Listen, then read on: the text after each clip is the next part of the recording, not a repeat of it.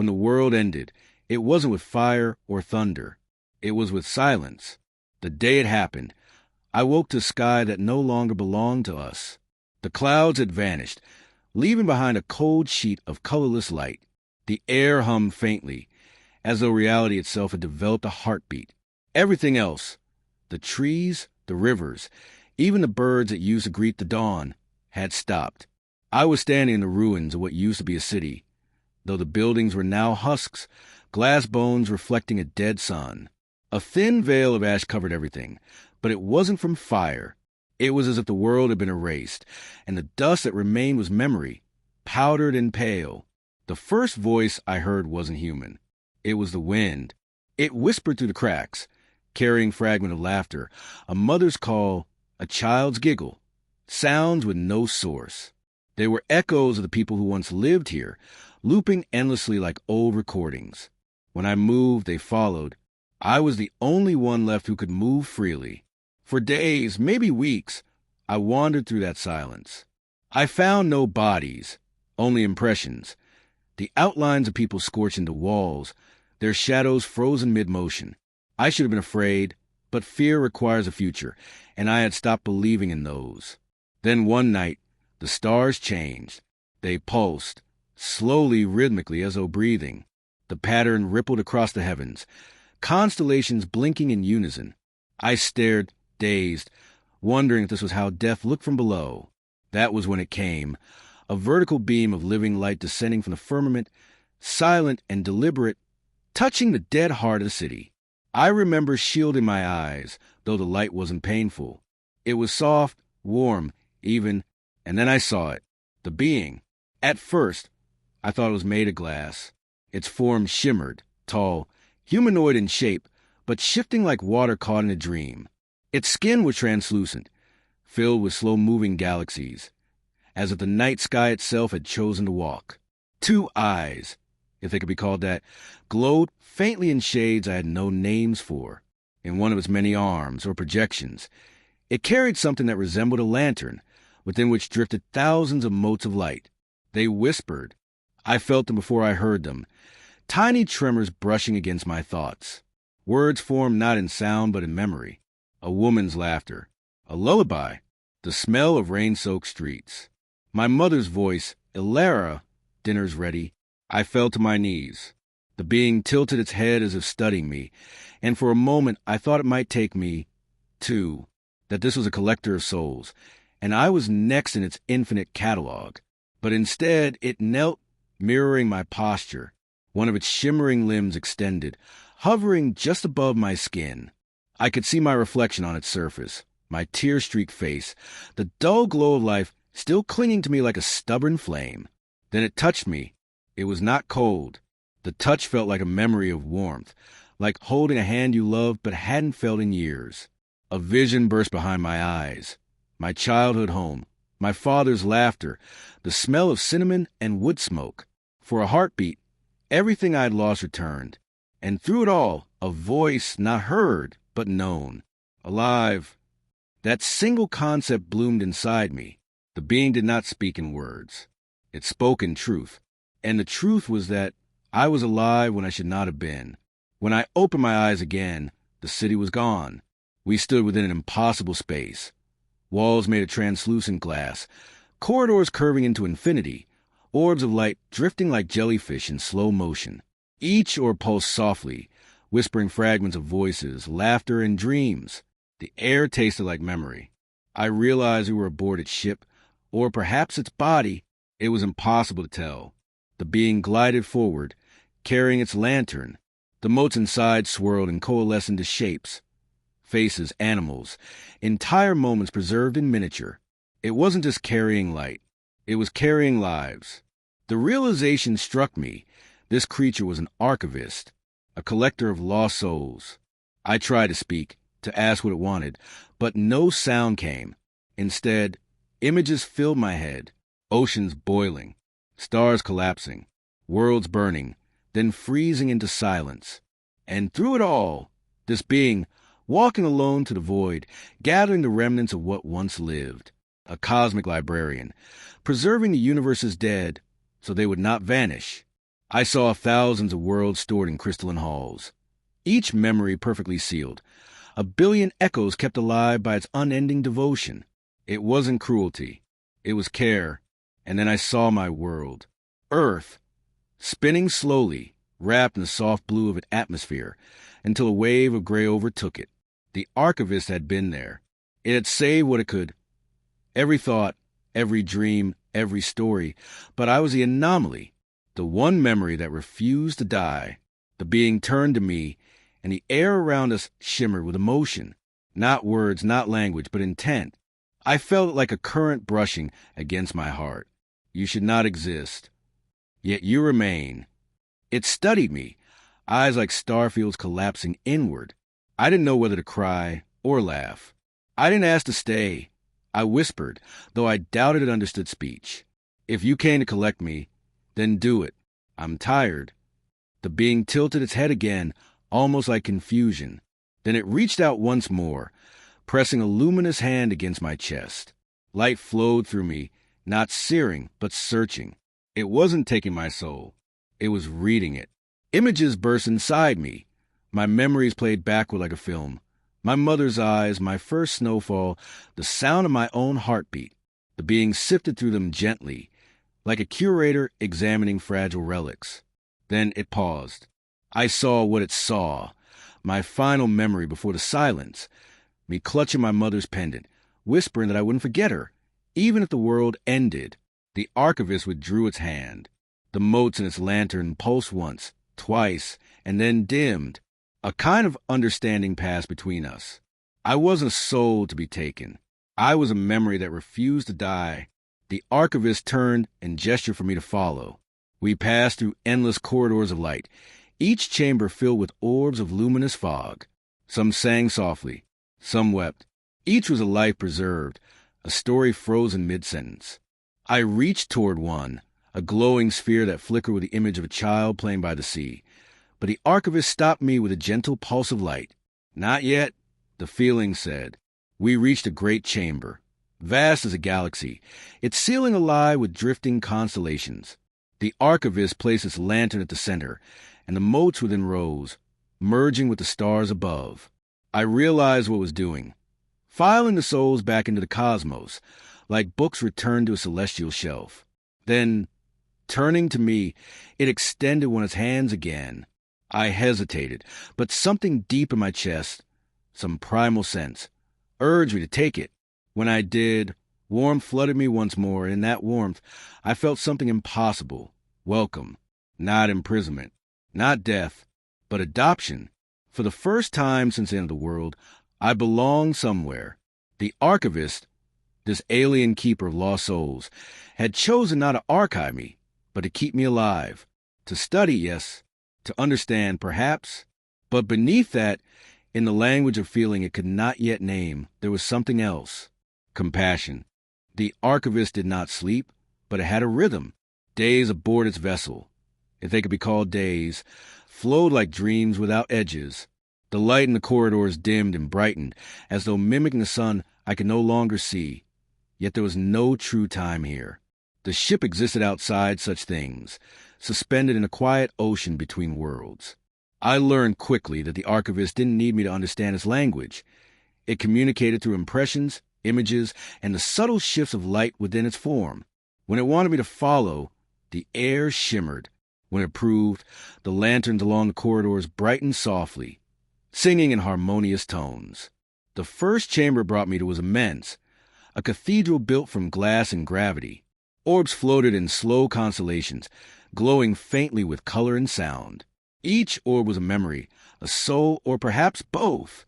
Together, they formed what the Archivist called, in my mind, the catalog of the forgotten. As I stepped closer, the light from the orbs flickered across my skin. I heard fragments, laughter, songs, whispered confessions, the echo of a storm over a foreign sea. Some orbs shimmer with images of alien worlds, vast forests made of crystal, oceans suspended upside down in the sky. Others were unmistakably human. A wedding dance, a child's bedtime story, a soldier's final breath. I asked the Archivist softly, "Are they alive?" The being's body rippled like wind passing through silk. For a moment, 1,000 voices murmured through my mind. Not words, but a feeling. They are remembered. That was its answer. It moved among the orbs with reverence, its motions precise and deliberate. When it approached one, the sphere opened like a blooming flower, releasing a faint projection, a ghost of the life inside. The archivist watched, recorded, then folded the image back into light. Watching it work was both mesmerizing and heartbreaking. There was no cruelty in its collection, only devotion. It treated every soul like an artifact of immeasurable worth. I followed silently, wondering what it saw when it looked at me. When I reached out to touch one of the smaller orbs, the surface felt warm, like the skin of something breathing. The moment my fingers brushed it, images flooded my mind. A child running through fields of golden dust, a melody hummed by a mother whose face I'd never seen. I gasped and pulled back, the connection severing instantly. The archivist turned sharply, its body glowing in deep indigo. The air vibrated with tension. "I'm sorry," I whispered, even though it probably didn't understand words. But it did. Slowly, the blue faded, replaced by soft gold. Forgiveness. Then it gestured again, and this time, when I touched the orb, it let me. The vision unfolded gently, a memory preserved in light. I watched the child grow, live, and die beneath alien suns. When it ended, I cried without meaning to. The archivist stood beside me, silent, observing. Through those tears, I realized something. The archivist did not understand grief. To it, death was data, lost preserved, not felt. Every soul it saved was a success, not a tragedy. That night, or what passed for night, I couldn't sleep. My chamber was small but filled with a gentle glow, the hum of memory just beyond the walls. I sat by the translucent window, staring into the endless void. The stars outside didn't twinkle. They pulsed, slow and deliberate, like the archive's heartbeat. I began to speak aloud, mostly to myself. You don't get it, do you? Saving them isn't the same as keeping them alive. The ship pulsed once, faintly, as though answering. Days passed in the same rhythm. The archivist continued its work. I learned to help, cataloging fragments that resonated with human experience, naming feelings that had no translation in its ancient mind. I became its translator for emotion. Joy, I would say, when an orb pulsed with the light of laughter. Fear, when one flickered erratically, trembling in its cradle. Love, when two orbs drifted close, humming in harmony. The archivist observed me carefully, its galaxy-filled eyes dimming and brightening with fascination. And something began to change. It started to hum. The sound was low and resonant, like the deep call of whales through the ocean of space. The walls vibrated softly. When I asked, "What is that?" an image formed in my mind. Me, sitting in the chamber, humming to myself once long ago on Earth. The archivist was mimicking me. A strange warmth filled my chest. We became companions of a kind. Two orphans in the cosmos, bound by the act of remembering. I taught it small human gestures, how to tilt its head when curious, how to bow in thanks. Sometimes it even mirrored my laughter, not perfectly, but enough to make me smile. And yet, beneath the quiet peace, something restless grew in me. I began to wonder what these souls truly felt, locked in eternal preservation. Could they sense us? Did they ache for freedom? One cycle, I found myself alone in a lower chamber, one filled with orbs dimmed almost to nothing, the forgotten of the forgotten. Their light barely flickered. One of them called to me, faintly, like a whisper behind glass. A woman's voice, trembling with unfinished words. Let me go. I couldn't bear it. I placed my hands on the orb, and this time I didn't pull away. The glass cracked, a sharp, ringing sound like breaking stars. Light poured out, wild and frantic, swirling through the chamber. Images flashed before my eyes. A woman dancing, then falling, then dissolving into shadow. The archive screamed. It wasn't sound but pressure. The very air convulsed. The orbs around me flickered violently, the entire ship trembling as though alive. I fell to the floor, blinded by brilliance. The light I had freed twisted above me like a storm, unraveling into dust. Then came silence. When I opened my eyes, the Archivist stood before me, luminous and still. The color within its form had shifted. No longer calm silver, but a storm of crimson and white. Its lantern floated beside it, dimmed. I expected anger, punishment, but none came. The Archivist merely reached down, lifted me gently, and showed me the dust, all that remained of the soul I had freed. The dust shimmered once, then vanished into nothing. The Archivist placed its hand against my forehead, and an image bloomed in my mind. Billions of lights snuffed out across the stars, each one a memory lost forever, because no one had cared to preserve it. Without me, the image said, they are gone. I understood then. The archive was not a prison. It was protection, a fragile attempt to defy oblivion. The Archivist did not hoard. It remembered. Tears streamed down my face. I didn't know. I whispered. I thought I was helping. Soft light flowed through the air, wrapping me in warmth. Learning. The Archivist's voice, if it could be called that, resonated in my mind. You are learning. After that, it allowed me to continue assisting, but with new care. I no longer tried to free the dead.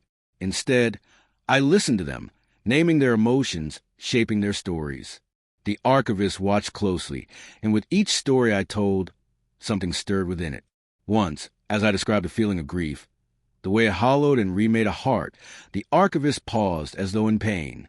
Its light dimmed, and for the first time, I felt a wave of sorrow that wasn't mine. The souls responded, faint pulses of sympathy rippling through the chamber. Emotion had entered the archive, and with it came a tremor that no one, not even the eternal, could contain. The Archivist began to change. At first, the shift was almost imperceptible. The soft delay before it responded, the faint tremor in the light that made up its body.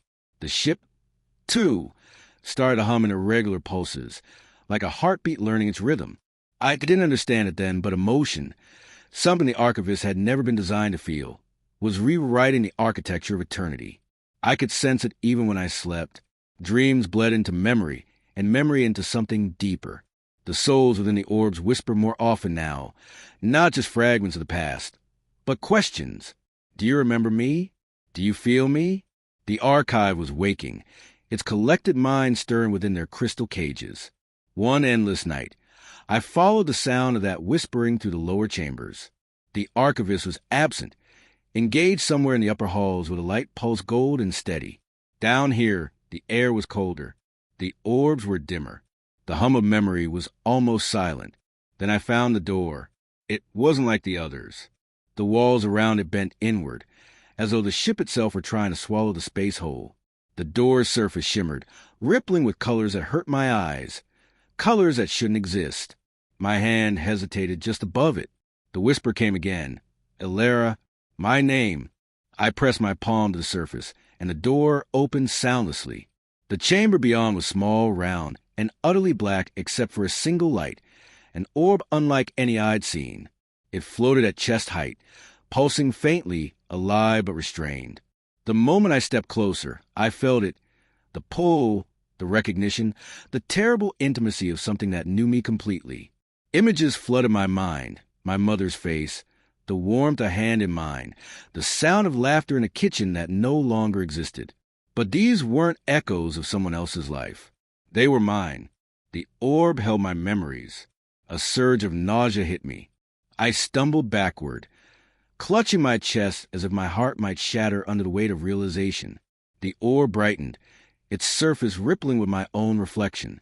I saw myself, the same face, the same eyes, but flickering as though made of light. I whispered, "Were you?" And the orb answered, not in words, but with my final memory before the end. Me standing beneath a collapsing sky, clutching my mother's pendant, whispering, "I won't forget you," as the world disintegrated. Then blackness. The truth fell into place like glass breaking in slow motion. I hadn't survived the extinction. The Archivist hadn't found me alive in the ruins.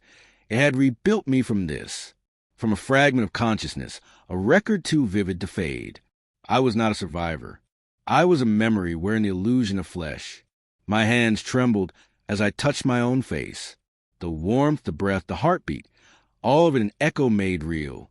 A perfect forgery of the girl who had died.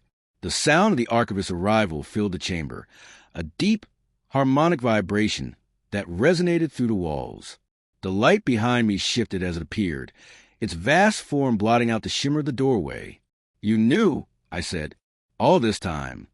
The air thickened with light, and my mind flooded with its response, a cascade of images. My creation in a storm of light, the Archivist shaping my form with trembling hands of starlight. Not because it was ordered to, not because it needed me, but because it couldn't let go. It had mourned me. The Archivist, the eternal keeper of the dead, had felt grief for the first time. "Why?"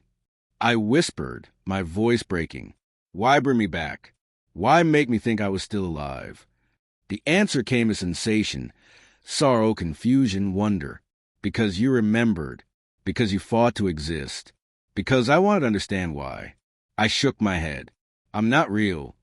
The Archivist's form dimmed, its galaxy swirling slower. It extended a hand, not to comfort, but to show. The images that followed burned through my mind, my essence unraveling, a consciousness on the edge of fading. Then the Archivist, kneeling in the dust of my world, holding the glowing fragment of what I had been, and a single feeling from it, pure and unguarded. I cannot let this one go. That emotion had rewritten it, changed it, perhaps even doomed it. I wanted to scream, to deny it all, but instead I sank to my knees, sobbing. "You stole me from death," I said. "You kept me when you should have let me rest." The Archivist's light flickered violently, the ship trembling in response.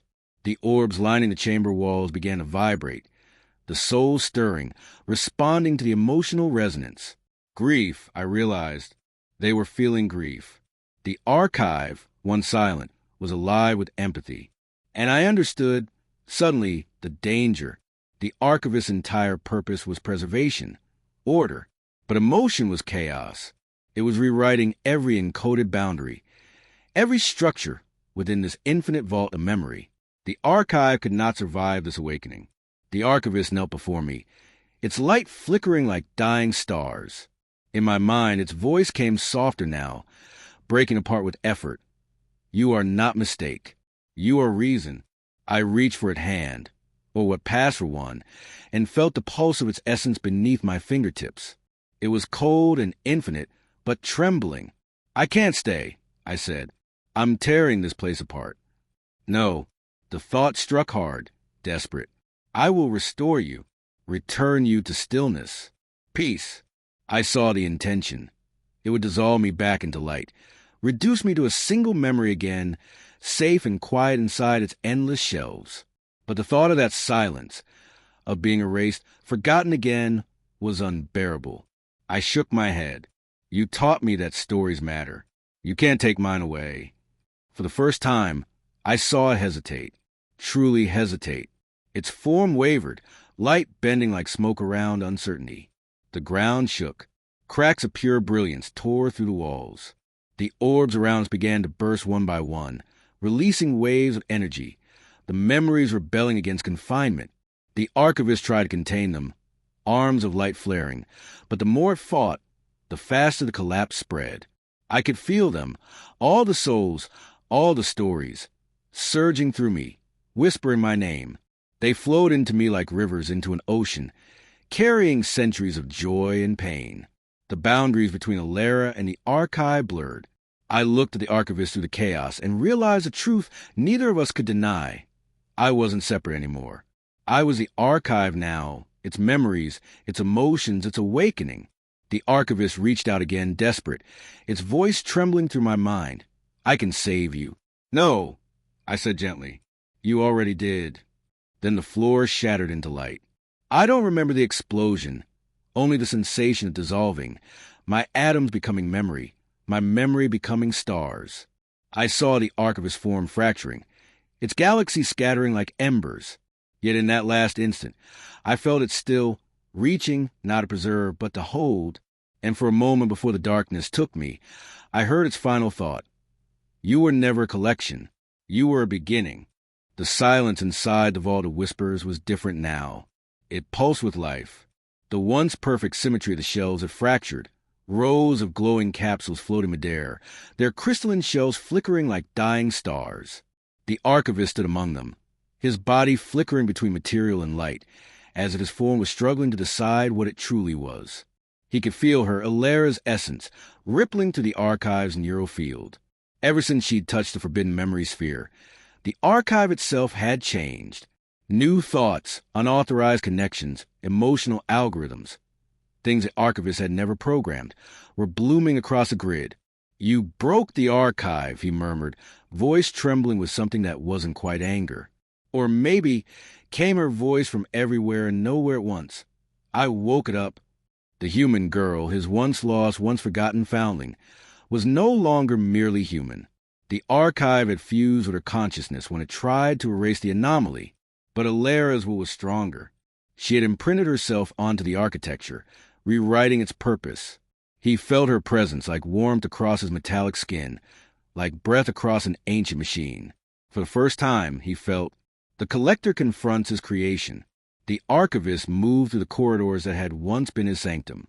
Holographic memories flickered around him.